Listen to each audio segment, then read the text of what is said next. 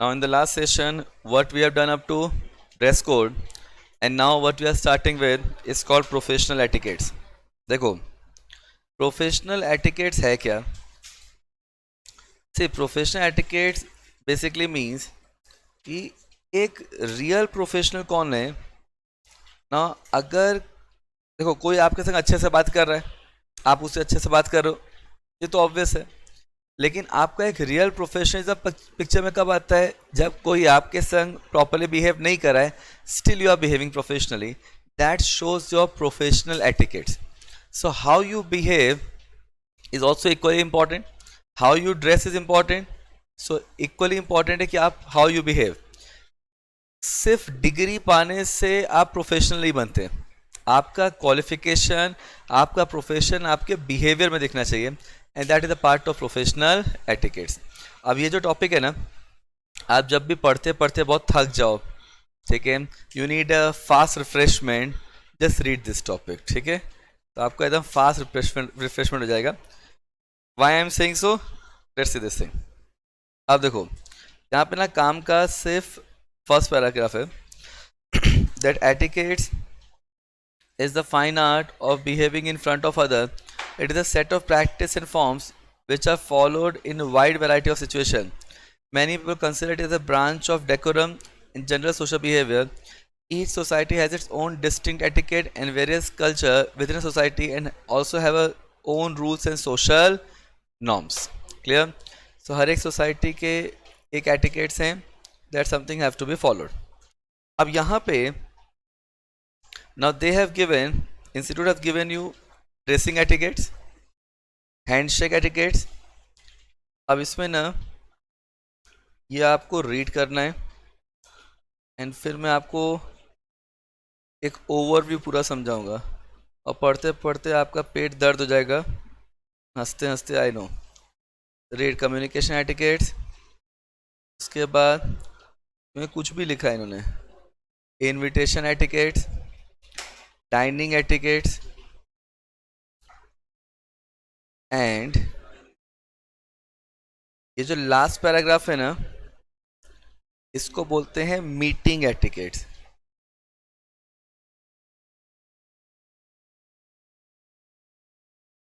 Meeting etiquettes. Clear? So अब fast इस पूरे को रीड करिए. Meeting etiquettes. Clear? Read right from dressing etiquettes till meeting etiquettes. Read very fast. Clear? अब यहाँ पे what they have given in dressing etiquette. अब क्या बोला है कि भाई फर्स्ट पॉइंट क्या लिखा है कि हमेशा साफ सुथरे कपड़े पहनो. ठीक है ना. इसमें लिखा है choose corporate shades. Now what is corporate shades? देखो वाइट शर्ट ब्लैक पैंट ये कॉर्पोरेट शेड है. ठीक है, black shirt white pant party wear है. तो हमेशा शर्ट लाइट कलर की होनी चाहिए, ट्राउजर जो हमेशा डार्क कलर का होना चाहिए. इसको कॉर्पोरेट शेड्स बोलते हैं. ठीक है. Now while picking, now tie पहनने का है, कुछ भी बोलते हैं लोग, कुछ भी लिखा है. वुमेन को बोला है कि एक्सपोजिंग ड्रेस नहीं पहनने का है. क्लियर? थोड़ा ही मेकअप करो, एंड प्रॉपर हील होनी चाहिए. नाउ मैन को बोला है कि बाल एकदम प्रॉपर होने चाहिए, शूज़ पॉलिश होने चाहिए, नाखून कटे होने चाहिए. क्या लिखते हैं? एंड कपड़ा ऐसे पहनो जिसमें आप कंफर्टेबल फील करो. बराबर? क्लियर? अब हैंडशेक एटिकेट में क्या लिखा है? देखो यहाँ पे what is being said that handshake etiquettes में कि आप किसी से जब भी आप मिलते हो तो आप उससे प्रॉपर हैंडशेक करो. That shows the interest. अब आपने कई बार देखा होगा कि आप किसी से ना कभी भी लेफ्ट हैंड से हैंडशेक नहीं किया था. That's a informal meeting. ठीक है, आपको राइट हैंड से हैंडशेक करना है. अब यहाँ पे क्या लिखा है? Now shake hand with right hand, now shake hand firmly. अब कई बार आप किसी से मिलते हो, आप उसे हाथ मिलाते हो, उस बंदे को आप में इंटरेस्ट है नहीं है वो कैसे मालूम पड़ता है? कि अगर उसने आपका हाथ, कई लोग ऐसे हाथ ऐसे दे देते, लो पकड़ ले भाई. ठीक है, ऐसे नहीं. You have to actually hold the hand. लेकिन हैंड में आपको उसको फर्मली पकड़ना है, लेकिन बोन क्रशिंग नहीं करनी. मतलब ऐसे पकड़ के लगे दबाने, उसके हड्डी तोड़ देना, ऐसे नहीं करना है. एंड फिश लिम होता तो सिर्फ ऐसे हाथ थमा दो, लो ले भाई, ठीक है, दैट इज फिश लिम. अगर कोई आपसे हाथ मिलाता है and if he is not holding the hand, ये याद रखना, ये बॉडी लैंग्वेज की स्टडी होती है, that shows that person is having no interest in having handshake with you. He is only doing handshake because you have initiated the thing. Clear. Next लिखा है and with only one squeeze. अब आप लगे उसको नींबू की तरह लगे निचोड़ने हाथ पकड़ के, that something should not hand. Now hold hand for few second. अब आप हाथ पकड़े खड़े हो गए, छोड़ ही नहीं रहे हो, that something should not happen. ठीक है, कुछ भी लिखते ना. मेक आई कॉन्टैक्ट, सामने वाले की आंखों में देखने का है, ठीक है, इधर उधर ऐसे देख रहे हैं, that something should not happen. ठीक है. अब इसमें अब देखो communication etiquettes. Now that is something is very crucial. Now लोग ना सिर्फ बोलना चाहते हैं, सुनना कोई नहीं चाहता है. ठीक है, that's the biggest problem. Nobody want to listen. तो यहाँ पे आपको सुनना भी होगा. सेकेंडली आपको पोलाइटली बात करनी है, गाली गलौज नहीं करनी है.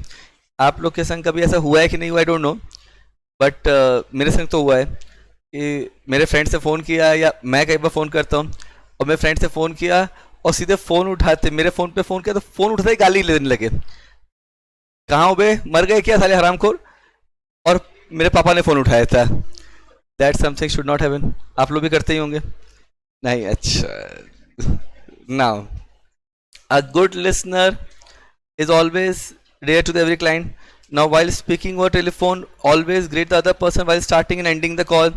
Speak only when the other person has finished talking instead of interrupting in between. I think these are very basic points. Clear. लेकिन ये पेपर में आता है, इसलिए छोड़िएगा मत. ठीक है, हर एक में से when we'll see immediately after completing the chapter, we'll take the scan of this chapter. In this subject, after every chapter you take the scanner. ठीक है, आपको इस चैप्टर में दिखेगा प्रोफेशनल एटिकेट्स 3 से 4 बार पूछा गया है, तो छोड़ नहीं सकते हैं आप. ठीक है, अब क्या लिखा है, now show interest in what other person are doing and make other feel good. अब एक आदमी आपसे बात कर रहा है, आप तो देख ही नहीं रहा, आप इधर उधर देख रहे हो, so that shows that you have no interest towards the same. Now stand in arm length distance. Now कईयों की आदत होती है कि वो बात करते करते एकदम क्लोज आ जाते हैं, सामने वाले के अंदर घुस नहीं जाने का है. Make proper distance. Then question other person in friendly, not in praying. मतलब अगर आप किसी से क्वेश्चन पूछते हो तो क्वेश्चन आप पूछ, you have all right to ask question, but while asking the question you should ask the question in such a manner that you are neither ordering the person nor praying. मतलब न तो आप उससे भीख मांग रहे हो, ना आप उसको डोमिनेट कर रहे हो. You have to ask the question in a polite manner. Clear. Now ये आपके साथ भी होगा when you enter the corporate world. There may be probability that on some occasion you may not in on the same page और you may not agree with your bosses. तो वहां पे you have all right to present your thing, but while presenting the thing is very important. देखो आप क्या बोलते हो ना, इससे ज्यादा मैटर ये करता है कि आप कैसे बोलते हो. बाहुबली पिक्चर देखी आपने? बाहुबली में कितनों ने बाहुबली देखी है? सबने देखी. कितनों नहीं देखी? शर्म आ रही है तुम लोग को? पैदा क्यों हुए तुम लोग?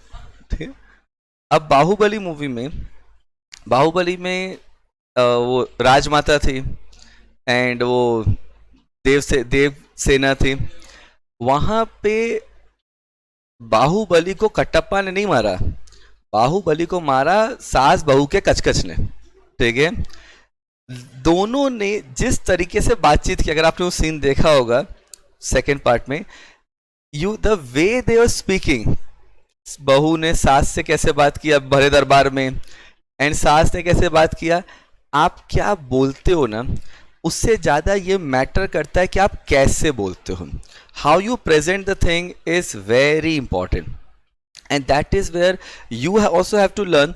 Because in corporate world, while you're talking with your boss, while you're talking with your client, you need to be very soft spoken. You need to know how to articulate the things and present the things. ठीक है, अब क्या लिखा है, make eye contact when talking to other, be polite, avoid foul language, unkind statement and gossip. You should not make any abusive language. Gossip नहीं करने का है. Be polite. Keep your conversation short and precise. अब देखो कई लोग ऐसे होते हैं वो बात चालू करते हैं ना, वो बात खत्म ही नहीं होती, उनकी बात यहाँ से कहाँ से कहाँ से कहाँ, इसको सरकम लोकेटरी टॉक बोलते हैं। Clear? I give an example. आप लोग आईपीएल देखते हो? आईपीएल देखा है ना? तो आईपीएल में अब तो नवजोत सिंह सिद्धू नहीं आते हैं, बट पहले ना नवजोत सिंह सिद्धू आईपीएल में कमेंट्री करते थे। आपने नवजोत सिंह सिद्धू की कमेंट्री देखी आज तक कभी? आईपीएल का आई थिंक सीजन 3 या सीजन 4 था, उसमें ऑस्ट्रेलिया का एक प्लेयर है मैक्सवेल, वो बड़ा ताबड़तोड़ मार रहा था 37 बॉल में 70-80।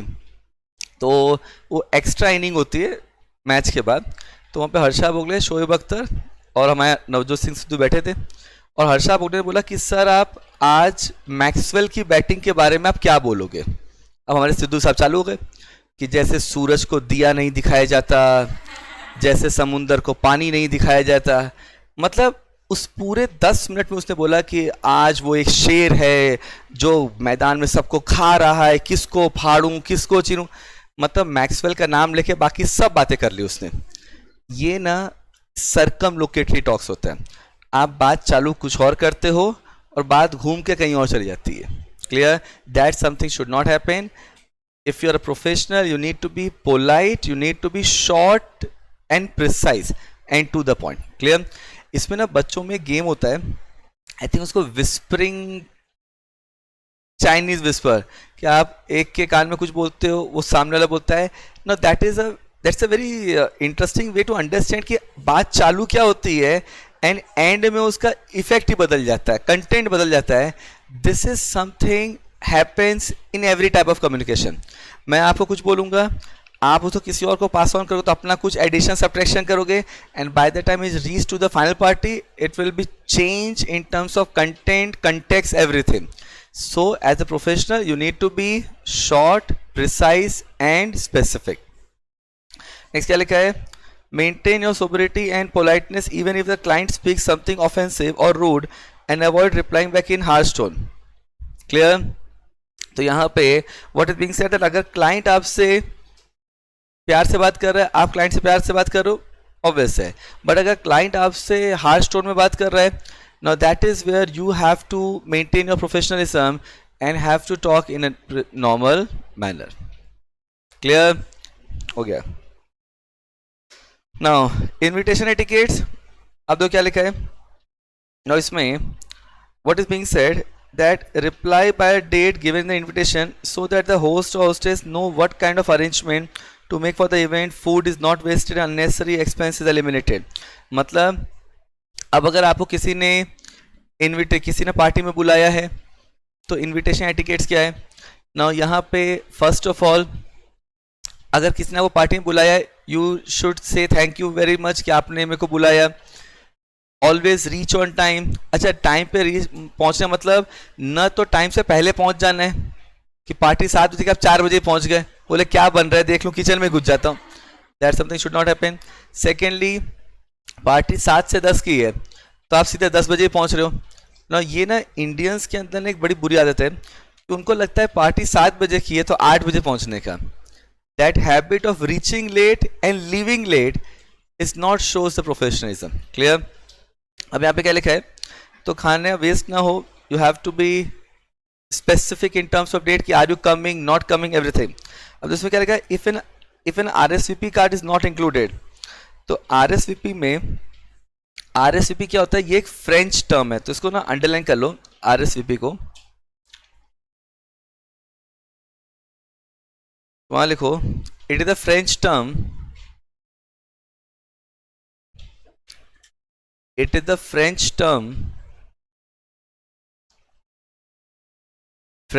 term which means in English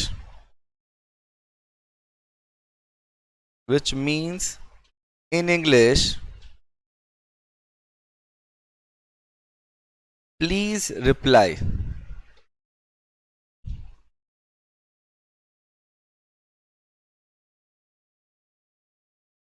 please reply. You know India में ना इनविटेशन करने का एंड ओवरसीज में इनविटेशन देने का तरीका अलग होता है। ठीक है? इंडिया में अगर आप किसी को अपने यहाँ फंक्शन में बुला रहे हो, शादी में बुला रहे हो, बर्थडे पार्टी बुला रहे हो, तो आप कैसे बोलते हो कि भाई आप सबको आना है। ठीक है, आपको तो आना ही पड़ेगा, आपके बिना आए तो कुछ होगा ही नहीं, आप आओगे तो ही शोभा आएगी, मतलब आप आएंगे तो ऑनर बढ़ेगा, ठीक है। फॉरेन में कैसे होता है, आप ये बोलते हो भाई आप आ रहे हो, कौन कौन आ रहा है पहले बता दो, so that we can make an arrangement. अब अगर आपको इंडिया में आपको कोई रिलेटिव आपको फोन के बोले कि भाई इस तारीख को फंक्शन है, तुम आ रहे हो तो बता दो, मैं अरेंजमेंट करूँ, तो आप बोलोगे कितना रूड है यार, ये बुलाना ही नहीं चाहता साला, नहीं आना हमको। But that is not a wrong approach, actually that is right approach. हम लोग फॉर्मेलिटी में ज़्यादा होते हैं, but that is something that you have to reply.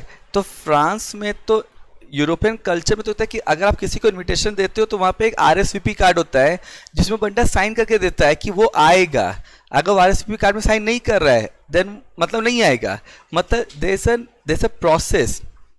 तो वहाँ पे इसका मतलब होता है प्लीज रिप्लाई, और अगर RSVP कार्ड नहीं है तो आप उसको फोन करके बताओ कि आप आ रहे हो कि नहीं आ रहे हो। क्लियर। नेक्स्ट क्या लिखा है, if you cancel after initially accepting the invitation, phone your regret as soon as possible, send a note regret following the phone conversation. मतलब आप नहीं आ रहे हो उसको फोन पे बताओ कि भाई नहीं आ पाऊंगा, मैं बहुत बिजी काम में अटक गया हूँ, something. There need to be a proper communication from your side to the host. Now अब यहाँ पे ये बॉयज़ के अंदर बड़ी बुरी आदत है, आप लोगों ने किया कि नहीं कि आई डोंट नो, मैं तो बहुत किया है। किसी और फ्रेंड के, कोई और फ्रेंड है वो बर्थडे पार्टी में जा रहा है, आप उसको बोले कहाँ जा रहे हो, बोला बर्थडे में, मैं भी आ चलता हूँ। आप चल दिए किसी की पार्टी में। आप लोग किए सब काम नहीं किए हो, अरे यार क्या किए हो तुम लोग। शादी में, अननोन शादी में खाना वाना खाना, अननोन। मैं तो लखनऊ गया था कैट का एग्जाम देने के लिए, ठीक है, और हम लोग फ्रेंड्स 8-10 लोग थे, और हम लोग ना प्रोसेस करते कि एक ही आदमी खर्चा करता था, बाद में अकाउंट, तो हम लोग तो पर्स लेके भी नहीं चलते थे, और वो फ्रेंड उस दिन कार्ड लेके जाना भूल गया। अब हम लोग खाना खाने पहुंच के, पैसा था नहीं, तो हम लोग अननोन शादी में जाके 8 लोग खाना खा के आए थे। कॉमन है, बट ये नहीं करना है, समझा ना। Arrive at the event promptly but not too early, I think clear. 7 बजे की पार्टी है तो 7 बजे पहुंचो, 5 बजे मत पहुंच जाओ। Mingle and converse with other guest, जहाँ पे आए हो वहाँ गेस्ट से बातचीत करो, फ्लर्टिंग मत करना चालू कर दो, बातचीत करो, ठीक है। Don't over stay, I think clear. 10 बजे की पार्टी, आप बैठे हो 10 बजे, वो आके बोल रहा है अरे चलो भाई वो टेंट वाला आ गया, 4 बार पूछ लिया है, बोला बैठो यार तुम भी बैठो, something should not happen. Extend your thanks while you leave, done, हो गया। अब डाइनिंग एटिकेट, इसमें तो कुछ भी लिखा है, देखो अब यहाँ पे क्या लिखा है कि always be courteous while offering dinner, offer the seat to your guest first, if your guest thanks and be punctual and thanks. तो यहाँ पे आप बी कर्टिजियस, आप बोलो भाई पहले आप लीजिए, that's something you need to be, hospitality होनी चाहिए। Wait until you receive your host signal. अब इंडिया में क्या होता है, आप बर्थडे पार्टी में जाते हो, वो होस्ट अभी पार्टी इंजॉय करा, जाके बोलते हैं खाना चालू कराओ यार भूख लग रही है। आपने किया है ऐसा, सब इंडिया से एक जैसे होते हैं, ठीक है, that something should not happen, ठीक है। अब initiate conversation while waiting for the food, खाना आ रहा तो बातचीत करो, खाने की बातचीत मत करो, कुछ और बातचीत करो, ठीक है।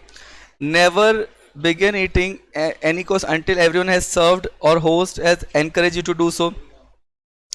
मतलब you need to be if the host, अब ये एला कार्ट तो समथिंग अलग है, लेकिन अगर मान लो सबको एक साथ बैठाए खिलाया जा रहा है, ठीक है, तो जब सबको सर्व हो जाए एक साथ सब चालू करें, that something you have to maintain. Now chew quietly तो टू मच है। Don't speak while your mouth is full, मतलब खाना मुंह में भरा है, अब आप बोलो रे दही बड़ा लाओ, that's something never happened, ठीक है ना। avoid pointing the knife or fork towards each other while eating and speaking, कुछ भी है ना। ना यहाँ पे चाकू वाकू नहीं दिखाने का, ये देते हो कि डालू अंदर, ठीक है। allow your guests to select the menu and wine, ये तो इंडिया में इतनी बुरी आदत है, फोकट में वाइन मिलती है ना, दारू मिलती नहीं, लगते हैं लपेटने, that something should not happen। allow the guests to select the menu। If something unwanted, ये तो कुछ भी लिखा है देखो, if something unwanted have gone to your mouth, place the napkin in front of your mouth tactfully and bring it instead of putting your hand inside the mouth। मतलब हाथ ही अंदर नहीं डाल देने का नैपकिन से, ठीक है। Get rid of it. Now learn the basic table manner. Now this is a bigger problem. India में लोगों को टेबल मैनर नहीं पता होता है। आप कभी भी ना रेस्टोरेंट में जाना, उस पर ना आप ये ऑब्जर्व करना कि लोग वेटर को कैसे बुलाते हैं। नो इंडिया में बुलाने का तरीका ही नहीं पता होता है, एंड आधे लोगों को तो टेबल मैनर पता नहीं होता। आपको अगर खाना नहीं चाहिए ना, तो फॉरेन कंट्री तो क्या होता है, सिर्फ जो आपकी स्पून है उसको उल्टा कर देने का।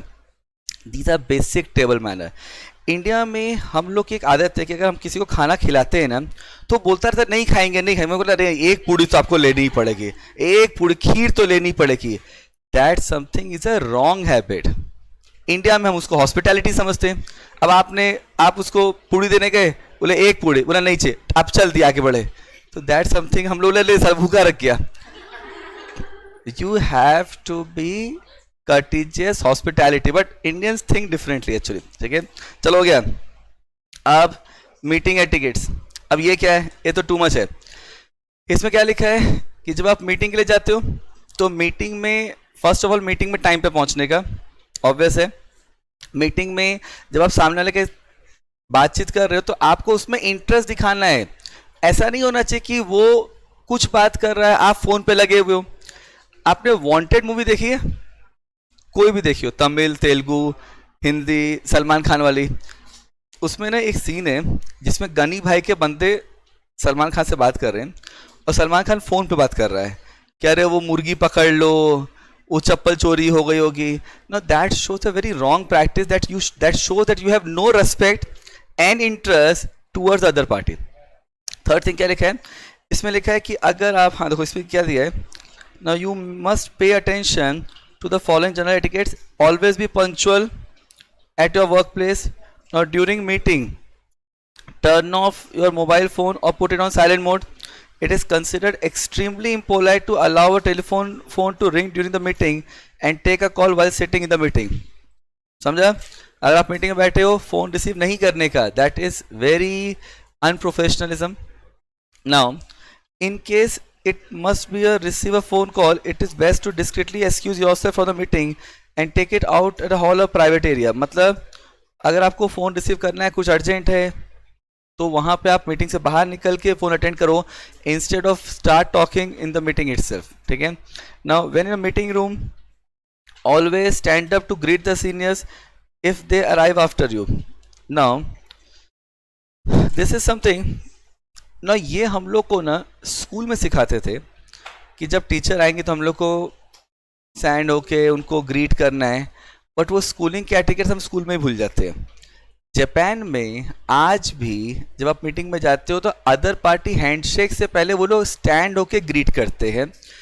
If that is something is being followed and that is considered to be a very professional etiquettes in terms of meeting side. क्या लिखा है, try to ignore and overlook funny or embarrassing sound when in a meeting or an official conversation. Now, if you have forgotten something name, ask him politely saying that you are sorry that you cannot remember the name.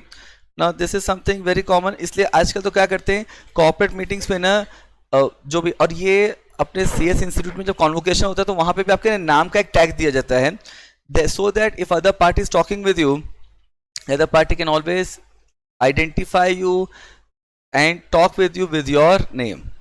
Always keep a comfortable distance while conversation with other.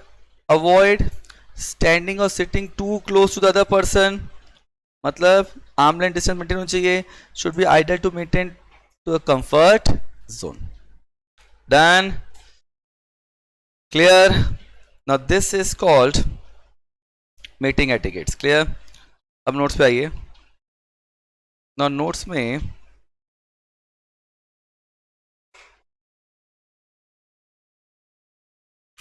go to page number I believe 10. अब यहाँ पे अपना dress code हो गया, meeting etiquettes हो गया, clear. अब हम लोग चालू कर रहे हैं कोड क्राफ्ट। अब देखो व्हाट इज कोड क्राफ्ट।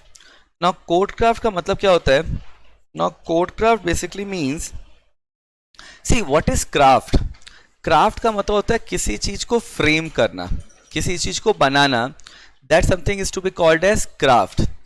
आप लोग के स्कूलिंग के डेज में आप लोग को एक ड्राइंग एंड क्राफ्ट करके एक सब्जेक्ट होगा, उसमें मैंने भी किया था. वो मैडम साड़ी का बॉर्डर बनवाती थी, मेरे को आज तक समझा नहीं कि हम लोग क्यों बनाते थे ये सब. ठीक है, the point is that is called craft. आप किसी चीज़ को फ्रेम करते हो. अब कोड क्राफ्ट क्या होता है, पहले लॉजिक समझ लो फिर आपको रीड करना है. कोड क्राफ्ट का मतलब होता है कि आप एक एडवोकेट हो, आप एक लीगल प्रोफेशनल हो, आप अदर और आपके पास कोई क्लाइंट आता है, तो आपको क्लाइंट के मैटर को पहले समझना है, उसको प्रॉपर तरीके से प्रेजेंट करना है in proper chronology of event. फिर आपको इस मैटर को कोर्ट के सामने प्रेजेंट करना है, कोर्ट को अपने सबमिशन से कन्विंस करना है, एंड जो आप डिजायर्ड रिजल्ट चाहते हो जो डिजायर्ड डिसीजन आप कोर्ट से चाहते हो वो ऑब्टेन करना. ये जो पूरा अरेंजमेंट है, जो पूरा सिस्टम है, इसको बोलते हैं कोड क्राफ्ट. क्लियर? तो code craft start by meeting with the client, understanding the content, understanding the fact, understanding the legal provision which is applicable, presenting the matter, advising the client that what remedy will be available, what remedy will not be available, presenting the matter before the court, convincing the court, and getting the desired result. This in totality, this entire activity is called court craft. Clear? अब ये code craft आपको read करना है. इसमें क्या read करना है?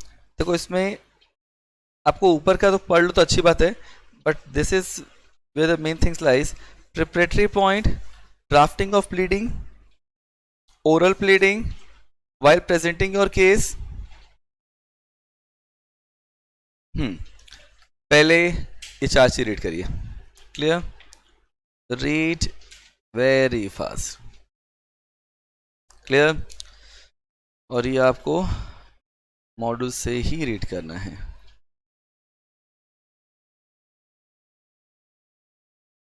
Clear? Read fast.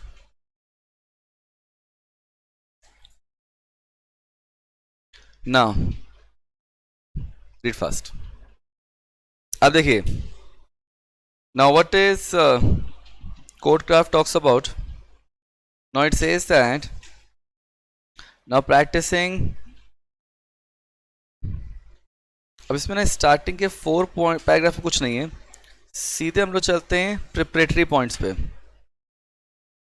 अब प्रिपरेटरी पॉइंट में क्या लिखा है, that there are certain basic preparatory point which a company secretary should keep in mind while contracted by a client. अब देखो, इसमें ना ये एक्चुअली जो पॉइंट्स है ना, ये एडवोकेसी एक्ट से लिए गए हैं, तो ये पूरे पॉइंट्स एडवोकेट के हैं. उसमें एडवोकेट के बदले कंपनी सेक्रेटरी लगा दिया इन्होंने. क्लियर? क्या लिखा है? Take minute facts from the minute facts from the client. तो हर एक छोटे छोटे इन्फॉर्मेशन भी आपको क्लाइंट से पता होनी चाहिए. Then lend your complete ears to all that client has to say. मतलब जो भी क्लाइंट बोल रहा है उसको प्रॉपरली आपको सुनना है, समझना है. Now put a question to the client while taking facts so that the correct and relevant fact can be known. मतलब आपको क्लाइंट से हर एक माइन्यूट से माइन्यूट इन्फॉर्मेशन आपको पूछना भी है, सो दैट कि आपको क्लाइंट से कंप्लीट इन्फॉर्मेशन मिल सके, सो दैट आप उसके मैटर को प्रॉपर तरीके से प्रेजेंट कर सको. Now convey to the client about exact legal position in context of relief sought by the client. अब देखो, यहाँ पे कई बार क्या होता है कि आज मान लो किसी ने आपके संग फाइनेंशियल फ्रॉड किया, ठीक है, किसी ने आपसे पैसा लिया था, पैसा नहीं दिया, तो आपका तो मूड खराब है, आप तो सामने वाले बोलोगे इसको फांसी लगवा दो. But the question is that कि क्या सिविल केस में फांसी होती है? नहीं. तो यहाँ पे आपको क्लाइंट को बताना पड़ेगा कि what remedy will be available. Clear? Now give correct picture of judicial view of the problem posed bye the client. तो जो प्रॉब्लम क्लाइंट ने प्लेस किया है उसमें क्या जुडिशियल व्यू है. Now that means that you have to give complete information to the client. आप client को मिसगाइड मत करो. क्लियर? अब देखो, नाउ ड्राफ्टिंग ऑफ प्लीडिंग. अब जब आप प्लीडिंग को ड्राफ्ट करते हो तो प्लीडिंग की ड्राफ्टिंग कैसे होगी? तो it says that now pleading could be both written and oral. See what is the meaning of pleading? Pleading का मतलब होता है टू रिक्वेस्ट. प्लीडिंग का मतलब होता है टू रिक्वेस्ट. वहां पे ना वर्ड प्लीडिंग को अंडरलाइन करो. या हाईलाइट करो, वहां लिखो टू रिक्वेस्ट। सो हम लोग जब व्हेन वी से, तो we can say that pleading का मतलब है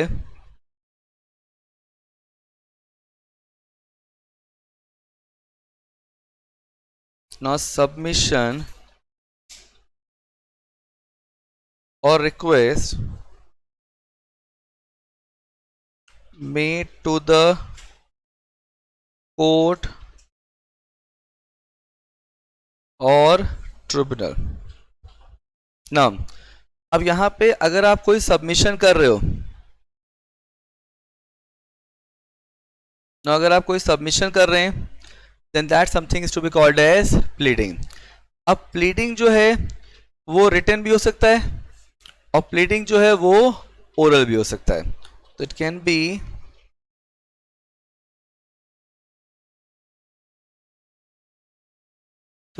बी ओरल और रिटन। क्लियर?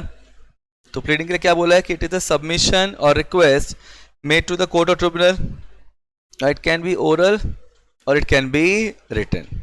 क्लियर? अब तो इसमें क्या लिखा है, now mastering both the kind of pleading is must for effective delivery of result to the client. Some of the important factors that have to be borne in mind while making written pleading are as under.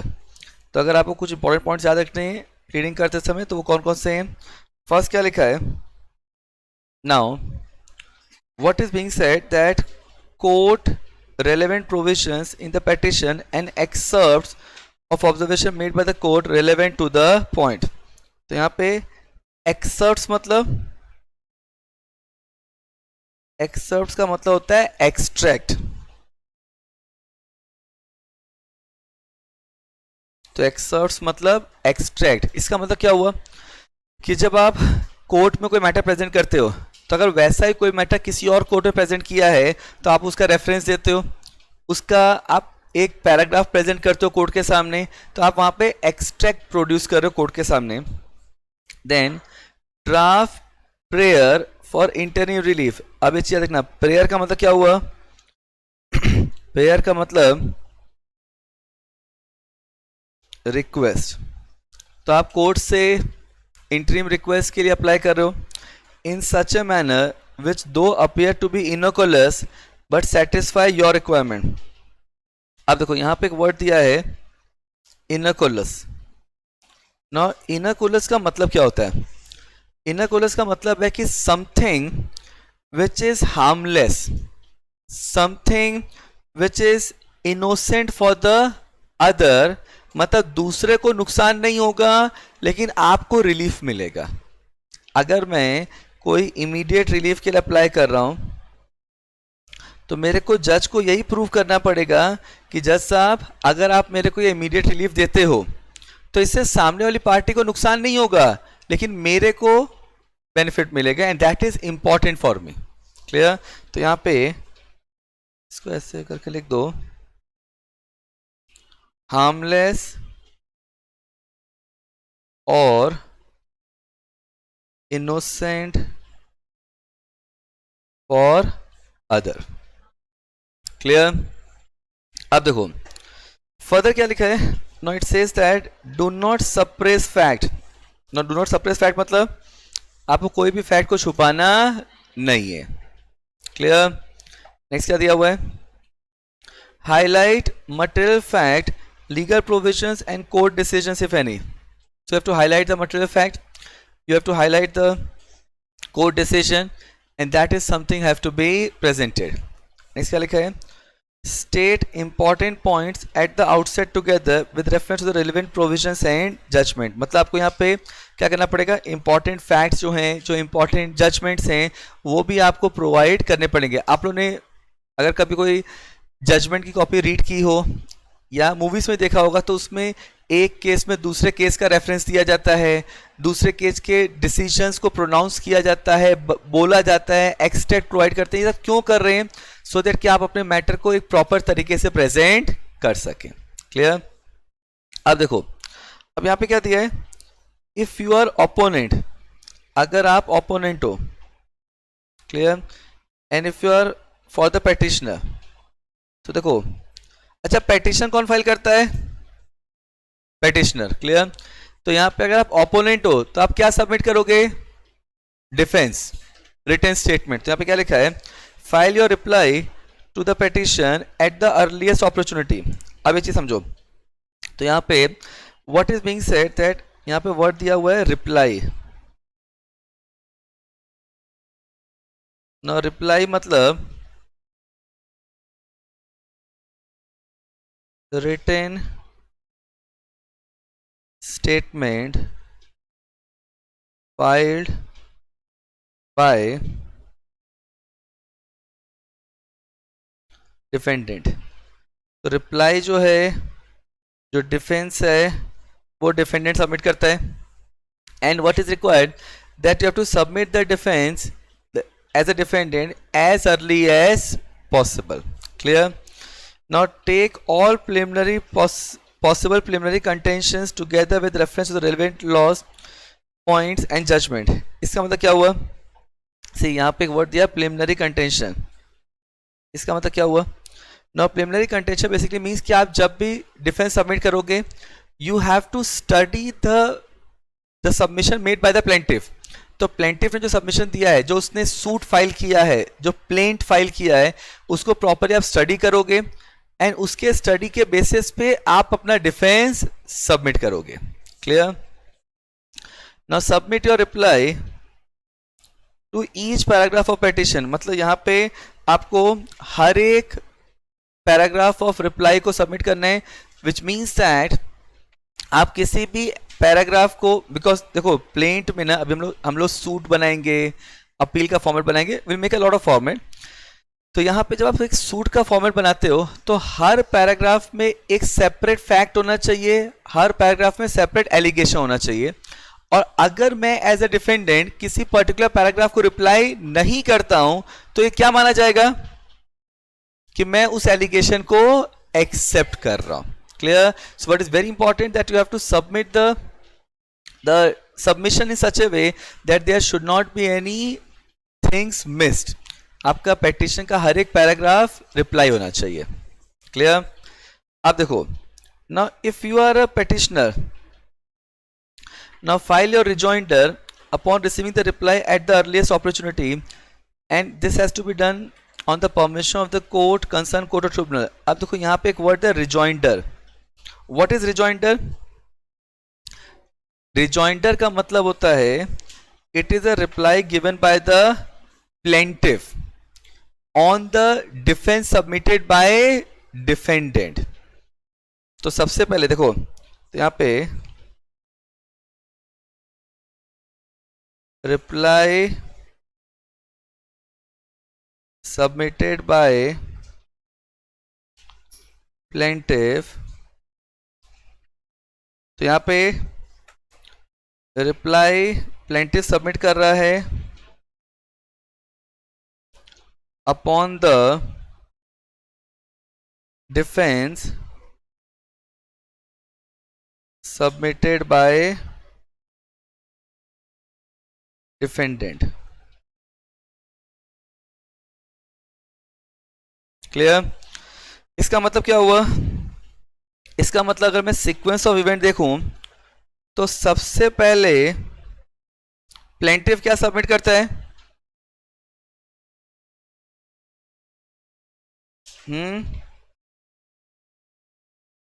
Plaint मतलब वो suit submit करता है. Suit के content को plaint बोलते हैं. Clear. अब इसके बाद डिफेंडेंट क्या सबमिट करता है? जिसको हम लोग डिफेंस या रिटन स्टेटमेंट बोलते हैं. और इसके बाद प्लेंटिफ क्या सबमिट करता है? रिजॉइंडर.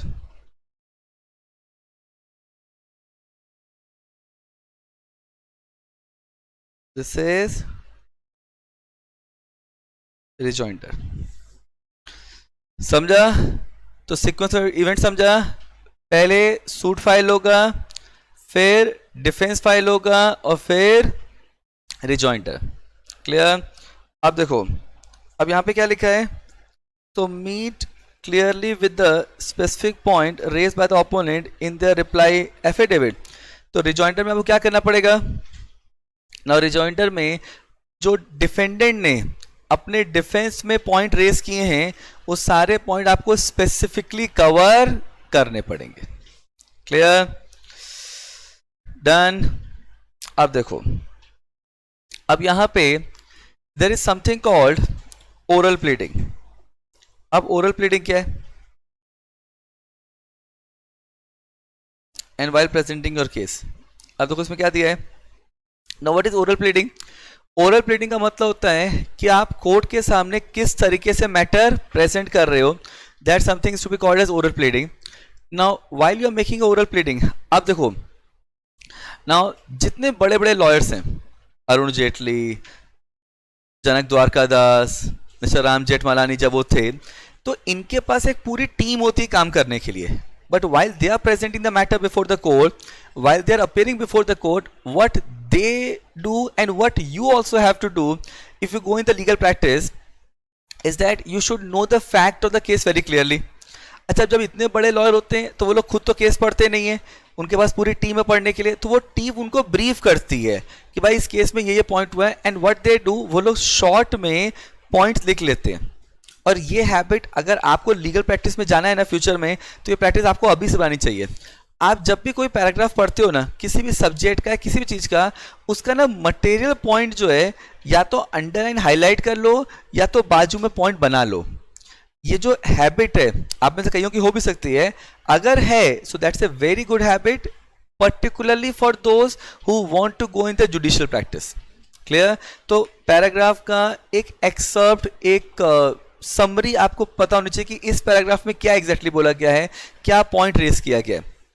तो क्या लिखा है ना, effective oral pleading are relevant both at the stage of preparation of the case before actual presentation and also at the stage of actual presenting case before CLB or NCLT or other tribunal.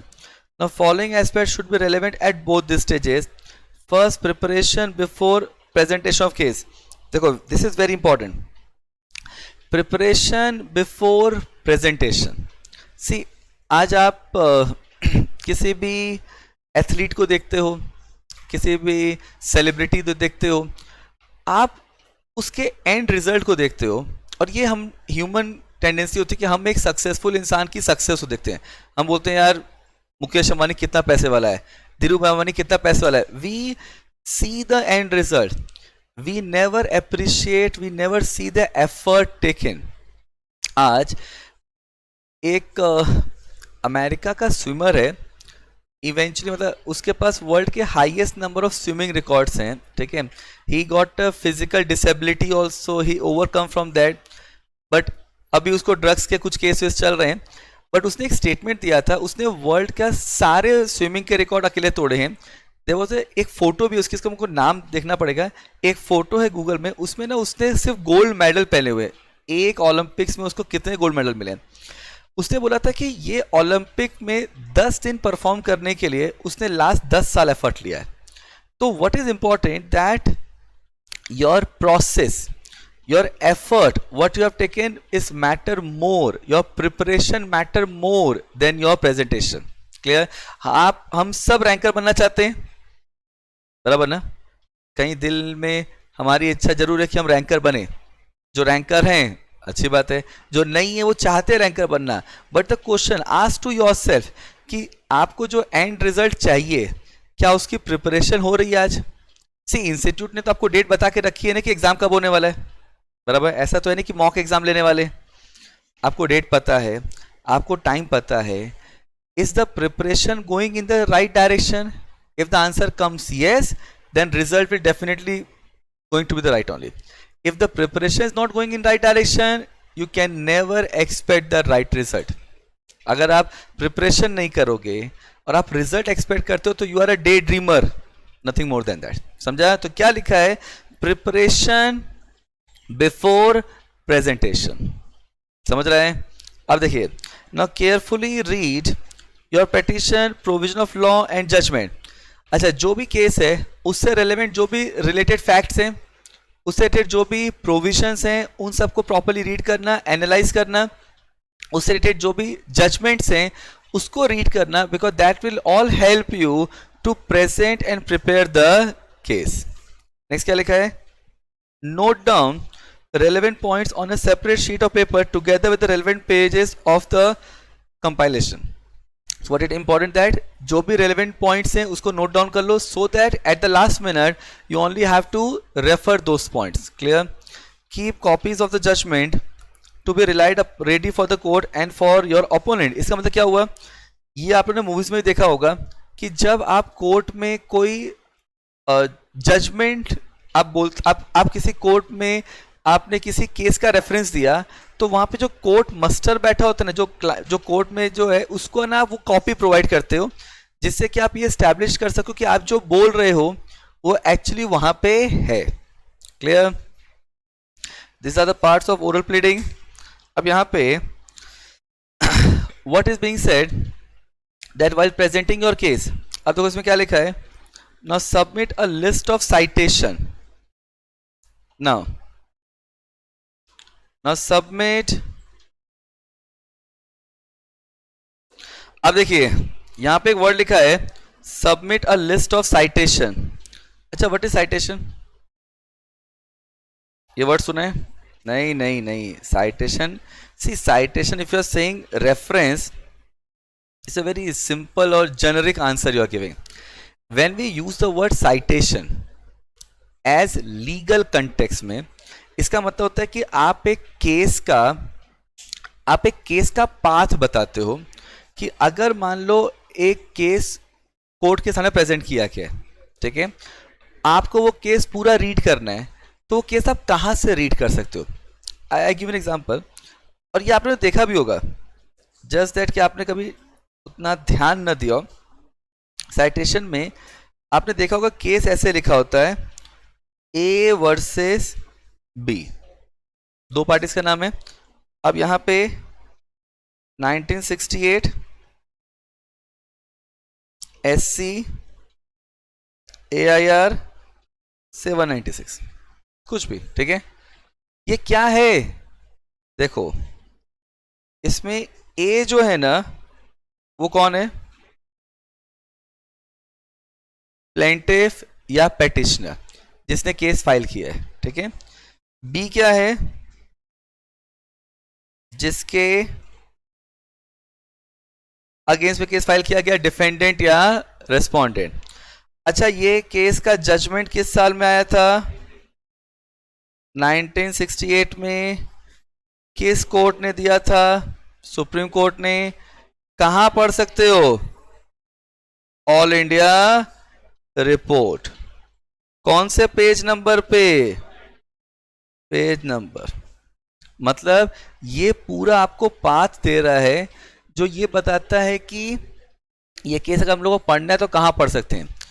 आप लोग के CS के portion में, ठीक है, आपको जब भी कोई केस का रेफरेंस देना हो ना, तो सिर्फ प्लेंटिफ और डिफेंडेंट का नाम लिखना. ये बाजू वाला जो है ना, अगर वो भी गलत हुआ ना, तो अगर एग्जामिनर ट्रू लीगल फील्ड से बिलोंग करे तो केस ही काट देगा, ठीक है. जब आप मास्टर्स इन लॉ करते हो, ठीक है, तो वहां पे तो कई, जैसे नेशनल लॉ स्कूल में तो क्या होता है, वहां पे ना आपको सिर्फ साइटेशन देते हैं, बाजू वाला ए वर्सेस बी नहीं बताते हैं, आपको सिर्फ बाजू वाला बताते हैं और आपको बोलते हैं इस केस को एक्सप्लेन करो. ऐसे भी क्वेश्चंस आते हैं, ठीक है, but not at CS level, ठीक है. तो आपको सिर्फ केस का नाम पता होना चाहिए. Okay, so this is called citation. तो यहाँ पे क्या दिया है? Now it says that submit a list of citation to the court master. तो आपको साइटेशन सबमिट करना पड़ेगा कोर्ट मास्टर को. Now, before opening the case, start to your address to the court or tribunal with humble note. अब आपने ये movies में देखा होगा, आप वहां वो बोलते हैं कि जज साहब, my lord. Though there is an amendment which says that कि अब आप जज को माय लॉर्ड नहीं बोल सकते. You can not address by addressing the word lord, क्योंकि लॉर्ड आप बोलते हो भगवान को, और भगवान से गलती नहीं होती, लेकिन जज से गलती हो सकती है. Clear? But what you are doing, you are addressing the person with a humble note. Clear? Next क्या लिखा है? Now refer to the order sought to be challenged or relief sought to be prayed. मतलब यहाँ पे अगर आप कोई appeal कर रहे हो तो अपील में आपको ये बताना पड़ेगा कि आप कौन से ऑर्डर को चैलेंज करना चाहते हो. स्टेट ब्रीफ फैक्ट, आपको जो भी फैक्ट है वो आपको प्रेजेंट करना पड़ेगा in a brief manner. Next क्या लिखा है? फॉर्मुलेट इशू और points, categorise them and address them one by one. मतलब आपको ना कोर्ट के सामने हर एक फैक्ट को प्रेजेंट करना पड़ेगा. वन बाय वन आपको हर एक फैक्ट को कोर्ट के सामने प्रेजेंट स्पेसिफाई करना है. Now take each point, state relevant facts, provision of law and relevant binding decision. मतलब अगर आप कोई भी फैक्ट ले रहे हो उससे कनेक्टेड कोई डिसीजन आ चुका है तो आपको वो भी बताना पड़ेगा. एंड हर एक पॉइंट को आपको कोर्ट के सामने प्रेजेंट करना पड़ेगा. Hand over xerox copy of binding decision to the court master while placing reliance. मतलब अगर आप कोर्ट में किसी और जजमेंट पे रिलाई कर रहे हो, उसको प्रेजेंट कर रहे हो, तो आपको उस जजमेंट की कंप्लीट कॉपी कोर्ट मास्टर को देना पड़ेगा. नेक्स्ट क्या लिखा है? Refer to the relevant pages of compilation, provision of law and judgment. तो यहाँ पे आपको जब आप कोर्ट सबमिशन बनाएंगे ना हम लोग, तो आपको बताऊंगा कि आपका ना जब भी कोर्ट में, या आप में से कोई अगर कोई लॉ फर्म में काम किया होगा या एक्सपीरियंस होगा, तो आपने देखा होगा कि लॉ फर्म में ना जब भी कोर्ट में आप कोई सबमिशन करते हो ना, हमेशा 3 चीज सबमिट होती है. ये याद रखना है, ठीक है? एक होता है सूट. अगर आप पेटिशनर हो तो सूट सबमिट होगा. उसके साथ एफिडेविट सबमिट होता है जिसमें आप ये कंफर्म करते हो कि आपने जो भी सूट में बताया है वो कंप्लीट करेक्ट एक्यूरेट है, कोई मटेरियल इंफॉर्मेशन ओमिटेड या कंसील्ड नहीं है. तीसरा सबमिट होता है वकालतनामा, जिसमें आप उस एडवोकेट को, उस लॉ फर्म को एक ऑथराइजेशन देते हो कि वह आपके बिहाफ पे केस फाइल कर सकता है. इसके अलावा जब आप कोर्ट में सबमिशन करते हो तो लीगल पेपर में सबमिशन होता है. A4 साइज नहीं होता, लीगल पेपर होता है, ग्रीन रंग का पेपर होता है. और सबमिशन में ना आपके ना बैक साइड पे वो आपको एक बनवाऊंगा, जब कोर्ट फॉर्मेट बनाएंगे ना तो मेरे को याद दिलाना, वो आपके फॉर्मेट पोर्शन में नहीं है, पर मेरे को याद दिलाना कि जब आप पेटिशन सबमिट करते हो तो बैक साइड में क्या होता है. वो एक पैराग्राफ दिखाऊंगा, वो ना एक पट्टी होती है, एक पट्टी बनाई जाती है जिसमें कोर्ट का नाम, पार्टीज का नाम और किस केस का डेट है, बस वो इतना लिखा होता है. और सबमिशन में हमेशा पेपर को ऐसे फोल्ड किया जाता है. समझ रहे हो? मैं आपको रियल प्रैक्टिस बता रहा हूँ. कोर्ट में क्या होता है, सबसे पहले सूट, फिर एफिडेविट, फिर वकालतनामा. इस पूरे को ऐसे फोल्ड किया जाता है और पूरे को ऊपर से थ्रेड से बांध दिया जाता है. ये पूरा सेट कोर्ट के सामने प्रेजेंट किया जाता है. और जब तक आपका मैटर कोर्ट में प्रेजेंट नहीं होता है तो जो स्टोर रूम में उसमें वैसे ही पूरा सेट होता है, सो दैट एक भी चीज गायब नहीं होनी चाहिए. समझा? तो ये एंटायर थिंग ना प्रेजेंट करने का तरीका है. And that's something you need to know. So all relevant paper, all relevant document have to be compiled and presented before the court master. Clear? Next क्या लिखा है? Complete all points slowly but firmly. मतलब आपको हर एक point court के सामने present करना है, अपने सारे सबमिशन करने हैं पोलाइट तरीके से but firmly. Clear? Conclude your argument by reiterating your point in brief. ये आपने मूवीज में देखा होगा कि जब आप कोर्ट में सबमिशन कर देते हो और जज का जजमेंट आने से पहले कोर्ट आपको बोलता है कि अपना क्लोजिंग स्टेटमेंट दो. ना क्लोजिंग स्टेटमेंट मतलब आप वहां पे, अगर आप डिफेंडेंट हो, अगर आप रिस्पोंडेंट, जिसको भी आप रिप्रेजेंट कर रहे हो, आप कोर्ट से जो चाहते हो, आपने क्या प्रेजेंट किया, उसको एक समरी में कंक्लूड करते हो और आप कोर्ट से क्या चाहते हो ये आप बताते हो. इसको बोलते हैं क्लोजिंग स्टेटमेंट बिफोर जज pronounce their decision. Now permit the opponent counsel uninterruptedly, however if facts are being completely twisted. now ये भी मूवीज में देखा होगा आपने कि यहाँ पे जब आप एक पर्सन अपना मैटर प्रेजेंट कर रहा है तो उसमें अदर पार्टी को आइडियली इंटरप्ट नहीं करना चाहिए, लेकिन अगर फैक्ट्स को चेंज किया जा रहा है तो वहां पे आप अपोज कर सकते हो, जिसमें जज डिसाइड करेगा कि ऑपोजिशन सस्टेन्ड या overruled. Clear? क्या लिखा है? If facts are completely twisted, interrupt depending upon the relevant circumstances and two only with the permission of the court or tribunal. Now take instruction from client in advance with respect to the alternative relief.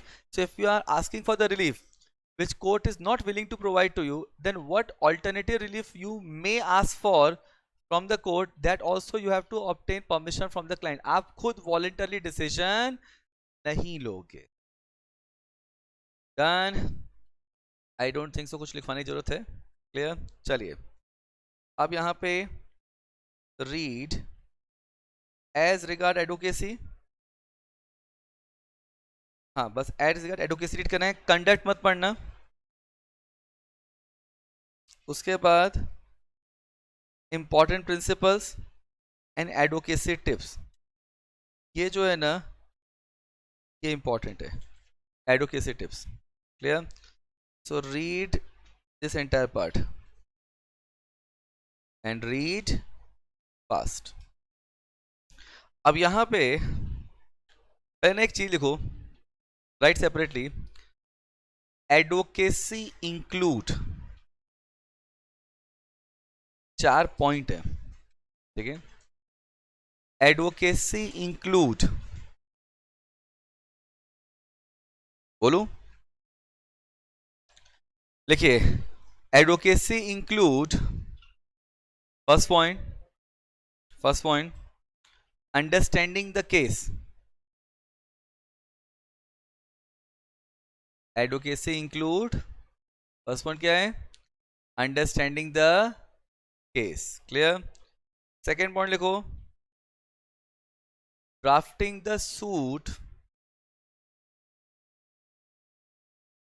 The suit slash defence.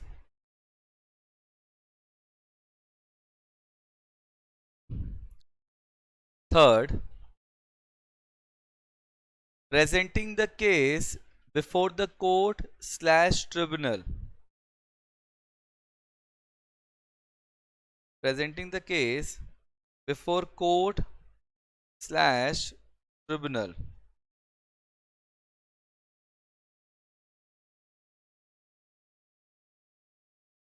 Fourth,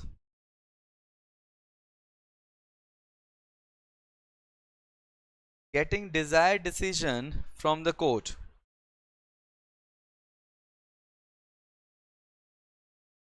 Getting desired decision before the court.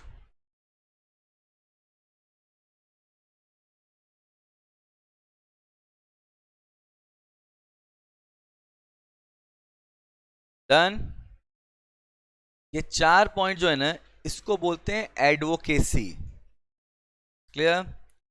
अब देखिए, अब इसमें क्या दिया है, it says that advocacy is a presentation of logical fact of any dispute in a right perspective. तो advocacy क्या है, किसी मैटर को राइट प्रोस्पेक्टिव में प्रेजेंट करना, किसी डिस्प्यूट को राइट तरीके से प्रेजेंट करना in a logical manner, that is called advocacy. अब यहाँ पे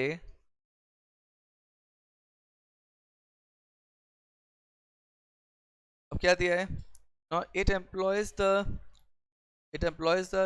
noblest faculties of human mind by differentiating between right and wrong, just and unjust, equitable and unequitable. अब देखो, see, right wrong क्या होता है, what is right wrong, क्या actually कुछ राइट और रॉन्ग होता है क्या, ये सब परसेप्शन है. ठीक है, something may be right for you, may not be right for me and vice versa. लेकिन एडवोकेसी का मतलब ये होता है कि आप कोर्ट के सामने अपने प्रोस्पेक्टिव को प्रेजेंट करते हो और आप कोर्ट से उस प्रोस्पेक्टिव को अप्रूव कराते हो. That is called advocacy. See, आज now if a soldier of one country now get, अभी जैसे रशिया यूक्रेन वॉर हो रही है, ठीक है, अभी रशिया के सोल्जर्स अगर यूक्रेन में पकड़े गए या यूक्रेन के सोल्जर्स को रशिया ने बंदी बनाया, तो for one country they are doing the national duty, for other country they are causing a damage. तो यहाँ पे पर्सन एक ही है लेकिन प्रोस्पेक्टिव अलग है. तो उसी पर्सन को दोनों जगह पे ट्रीटमेंट अलग मिलेगा. एक जगह पे उसको ब्रेवरी अवार्ड मिलेगा, दूसरी जगह उसको पनिशमेंट मिलेगी. तो यहाँ पे प्रोस्पेक्टिव का मैटर है. परसेप्शन का मैटर है, और वहां पे आपको कोर्ट के सामने अपने प्रोस्पेक्टिव को सही इस्टेब्लिश करना है। क्लियर? अब क्या लिखा है? Now now this could be done only by applying the knowledge of law acquired by extensive and intensive learning। तो अब अगर आपको अपने मैटर को कोर्ट के सामने प्रेजेंट करना है, तो आपको उस मैटर को इस तरीके से प्रेजेंट करना है which not only look as a perception which is also legally correct। clear?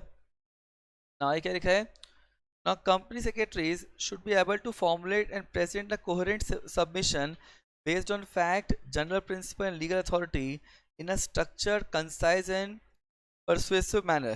मतलब यहाँ पे ये कंपनी सेक्रेटरी का काम है कि वो मैटर को इस तरीके से प्रेजेंट करे अथॉरिटी के सामने जो स्ट्रक्चर्ड हो। स्ट्रक्चर मतलब एक प्रॉपर लॉजिक के साथ जाए, एक सीक्वेंस बराबर होनी चाहिए, कंसाइज हो, शॉर्ट होना चाहिए, एंड परसुएसिव मतलब जिससे आप सामने वाले को कन्विंस कर सको। Clear? Now they should understand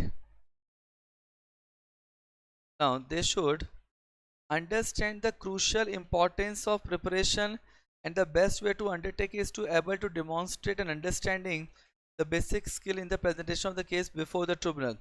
तो यहाँ पे how they can do that thing?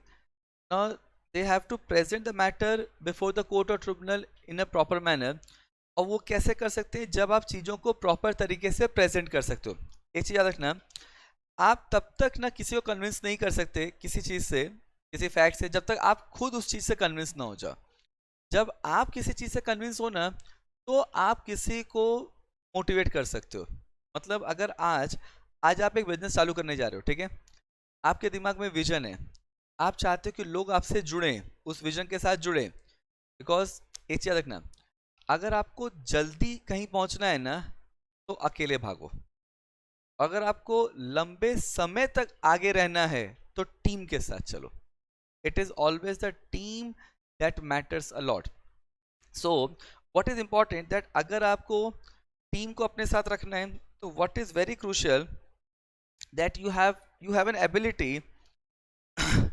Ability to convince your vision. तो यहाँ पे आपको अपना विजन सामने वाले को बताना पड़ेगा। तो आपके विजन से सामने वाला तब कन्विंस होगा जब आप खुद अपने विजन से कन्विंस हो। क्लियर? आज इलॉन मस्क का मानना है कि वो मार्स पे ह्यूमन कॉलोनीज बना सकते हैं। इलॉन मस्क का मानना है कि ये लूप सिस्टम ऑफ ट्रांसपोर्ट होना चाहिए जो फ्लाइट से भी फास्ट चलेगा। तो पहले उस बंदे ने कुछ सोचा होगा, फिर उस विजन खुद देखा होगा, उसको फील किया होगा, तो दुनिया कन्विंस होगी, नहीं तो कन्विंस नहीं होने वाली है। So what is very important that if you want the tribunal to believe to you, what is very crucial that you should first get convince. Clear? अब देखिए, अब यहां पे क्या लिखा है? तो यहां पे एडवोकेसी में क्या करना पड़ेगा? Identify the client goal and should continue to enjoy the confidence of client. तो आपको क्लाइंट के गोल को समझना पड़ेगा, क्लाइंट का कॉन्फिडेंस आप पे होना चाहिए। Then identify and analyse factual material, आपको सारे फैक्ट को एनालाइज करना पड़ेगा। Then identify the legal context in which the factual issues arise, मतलब आपको वहाँ पे लीगल इश्यूज को आइडेंटिफाई करना पड़ेगा। आपको लीगल प्रोविजंस आइडेंटिफाई होने चाहिए, कौन से एप्लीकेबल लॉज होंगे, वो सब कुछ आपका आइडेंटिफाई होना चाहिए। Now relate the central legal and factual issues to each other. This is very crucial कि अगर आप कोई मैटर प्रेजेंट कर रहे हो, तो आपको उसका लीगल प्रोविजन और वो मैटर उस प्रोविजन से कैसे कनेक्ट हो रहा है, ये भी आपको क्लियर होना चाहिए। पता क्या दिया है? Now state in summary form the strength and weakness of the case from each party's perspective। Now this is very crucial that you need to present the matter understanding that what are the weak area and what are the strength area। आपको court के सामने क्या present करना है? Weak area, strength area, so that क्या आप जज को कन्विंस कर सको। Clear? Develop a presentation strategy, very important, and this is not only applicable when you are presenting any matter before the court, it is applicable in every context. आप अगर कहीं भी प्रेजेंटेशन कर रहे हो तो you have to be very structured. You need to know what should be presented when, what should be presented first and what should be presented subsequently. Next क्या लिखा है? Outline the fact in simple narrative form. तो आपको वहाँ पे fact को एक simple language में present करना है. Then structure and present in simple form the legal framework of the case. Then structure the submission as a series of proposition based on evidence. Clear? Next क्या दिया हुआ है? It says that identify, analyze and assess the specific communication skill and technique. यहाँ पे what is important that your communication skill need to be proper so that you can present the matter in a rightful manner. Then demonstrate the understanding of the purpose, technique and tactics of examination, cross-examination, re-examination to adduce, rebut and clarify. अच्छा देखो यहाँ पे 3 word दिए हैं। यहाँ पे दिया है एड्यूस, मिला? एड्यूस के नीचे लिखो एक्सेप्ट, रिब्यूट के नीचे लिखो डिनाई,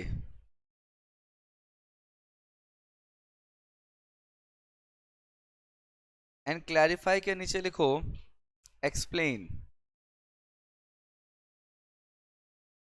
ये तीनों हम किसके रिलेशन में पढ़ रहे हैं? एविडेंस के रिलेशन में। तो किसी एविडेंस को एक्सेप्ट करना, डिनाई करना एंड क्लैरिफाई करना, एक्सप्लेन करना। क्लियर?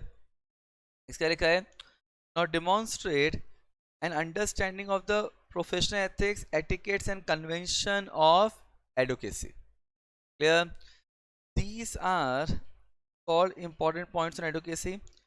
इसमें से any 5 to 8 पॉइंट्स, क्या हम कोई 5-8 पॉइंट पकड़ पाएंगे, आइडेंटिफाई कर पाएंगे? You want my involvement in the same? हो जाएगा?